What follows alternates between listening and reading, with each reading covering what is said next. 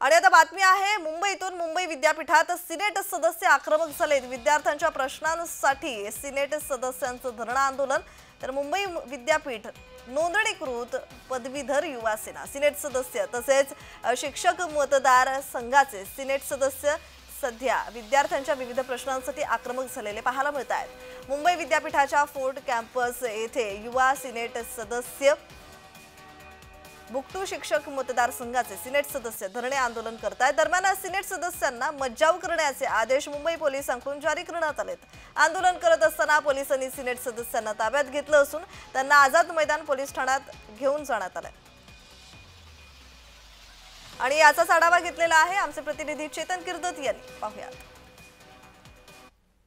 विद्यार्थ्यांच्या विविध प्रश्नांसाठी आज मुंबई विद्यापीठाच्या फोर्ट कॅम्पस बाहेर युवा सेनेचे सिनेट सदस्य असतील किंवा बुट्टू प्राध्यापक मतदारसंघाचे सिनेट सदस्य असतील हे आक्रमक होताना पाहायला मिळाले।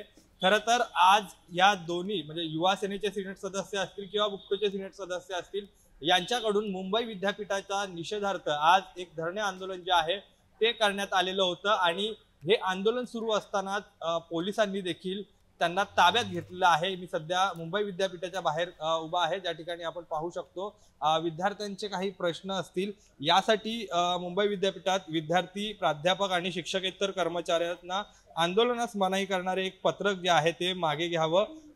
काल आपण पाहिलं तर मुंबई विद्यापीठाच्या तब्बल 5 सिनेट सदस्यांना नोटिसा ज्या आहेत त्या बजावण्यात आल्या होत्या आणि भारतीय नागरिक सुरक्षा संहिता 2023 चे कलम 168 व महाराष्ट्र पोलीस अधिनियमन 61 अन्वये नोटीस ज्या आहेत त्या 5 सदस्यांना खरं तर देण्यात आल्या होत्या। आणि हे पत्रक जे आहे हे मागे घ्यावे, परीक्षेतील गोंधळ, पुनर्मूल्यांकनात विद्यार्थ्यांना बसणारा फटका, NEPच्या अंमलबजावणीतील त्रुटी, त्याचबरोबर विद्यार्थी आणि कर्मचाऱ्यांच्या अडचणी यावर सिनेट सदस्य आक्रमक होताना आज आपल्याला पाहायला मिळाले आहेत। आता काही वेळापूर्वी हे आंदोलन जे आहे हे युवा सेनेचे सिनेट सदस्य असतील किंवा बुक्टोचे सिनेट सदस्य असतील यांच्याकडून करण्यात आलं होतं आणि त्यांना पोलिसांनी ताब्यात घेतल्याचं देखील आपल्याला पाहायला मिळालेलं आहे। खरं तर आता त्यांना आझाद मैदान पोलीस ठाण्यात घेऊन जाण्यात आलेलं आहे। ज्या पद्धतीची त्यांना नोटीस बजावण्यात आली होती यानंतर आता या सिनेट सदस्यांवर कोणती कारवाई होते का हे पाहणं देखील महत्त्वाचं आहे। व्हिडिओ जर्नलिस्ट राजेश धोत्रेसह मी चेतन किर्दत, जय महाराष्ट्र न्यूज,